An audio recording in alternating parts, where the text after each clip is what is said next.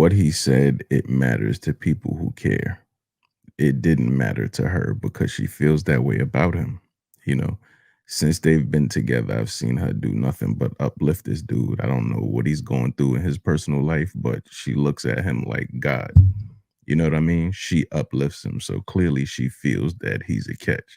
Now, for him to say that about himself, I'm sure that didn't bother her because she already feels that way. But for people who don't feel like men are the catch or don't feel like that should be said or feel like it's zesty, that's a problem for them. But their opinion doesn't matter when it comes to that union. You understand what I'm saying? So it doesn't matter. I think overall, with the term, zesty or whatever, I think in the last like probably 5 to 6 years, women are starting to learn who men are. For a long time, they didn't know. They thought, oh, this is a sweetheart. Our circles of men, our friends, we know who they really are. We knew who the dirt bags were. We knew who the good guys were. We knew who the good guys moonlighting as dirt bags moonlighting as good guys. We knew all those people in our crews. They didn't.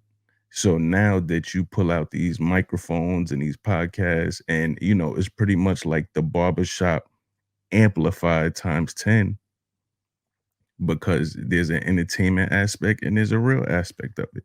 There's a place where we can vent. You know how many people was in the barbershop venting, saying the same thing? He said, nigga, I'm the prize, man. This chick over here, blah, blah, blah, blah. That was the barbershop. You waiting to get your hair cut. Y'all going in. That's where we get to be our authentic selves. Now, in the past 4 to 5 years, the veil's been removed, and you're seeing all these guys, and it's like women are like, what? Who are these niggas? These are men. These are the people you lay down next to and hold at night. He's an asshole. You hugging him tight. You don't know that, but when he come to the barbershop, he tell me how he really feel.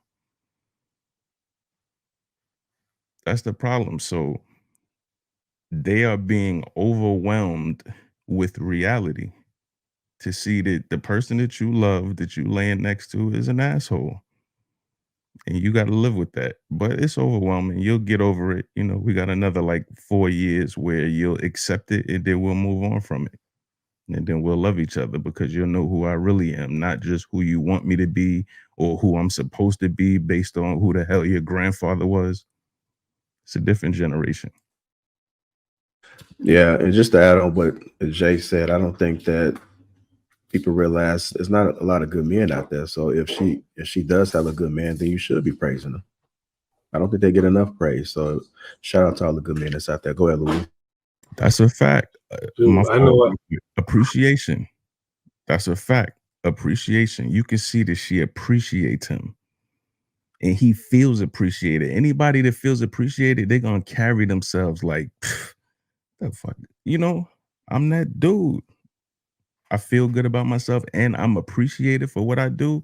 That shit is an amazing feeling, And if you pay attention to what he said too, like he knows he has options out there. He said he wasn't really trying to settle down. So obviously, by him taking time to marry her, he must have seen some value in her. You don't have to say it; it's just showing his action. You ain't got to necessarily speak it up. He's showcasing that, and I mean it's all fine as long as she's not tripping about it. Then what's the big deal, right? I'm pretty sure that she's seen enough to suggest otherwise, despite what everybody else is saying. Go ahead, Louis.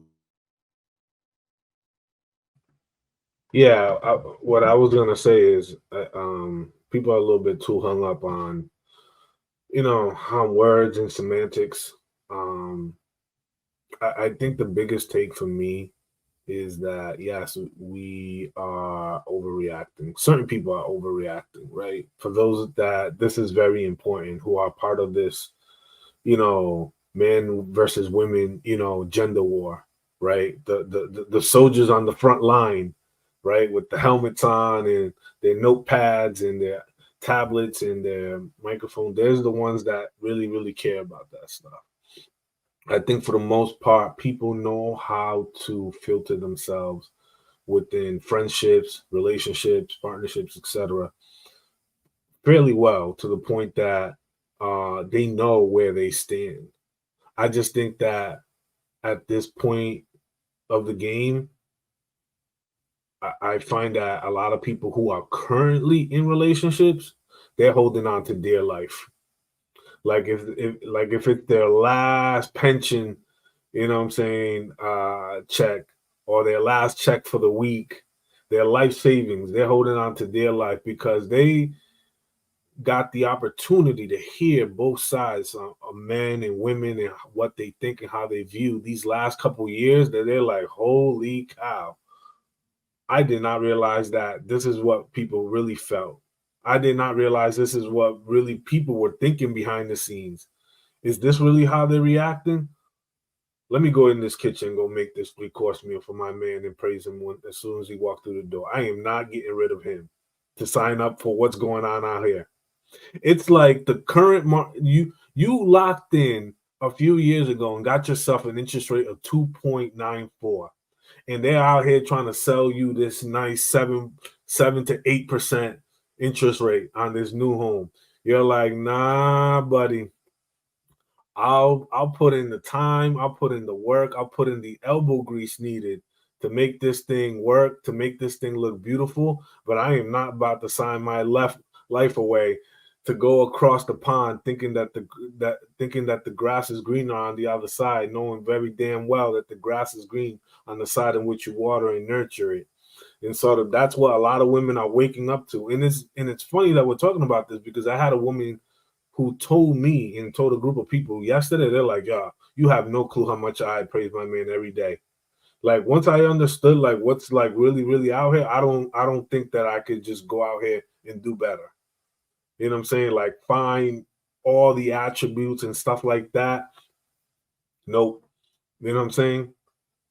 And I think it takes that level of exposure for people to garner an outrage. The people who are outraged is because they're currently in that mix, being outraged in their current situation, or they're just in the midst idling, in the dating realm. But for those who have a relationship and have seen how things have unwind, they're not so much. They're not overreacting. They're reacting positively towards their relationship. They're like, look, I love you. I didn't tell you that this week. I cherish you, X, Y, and Z. People are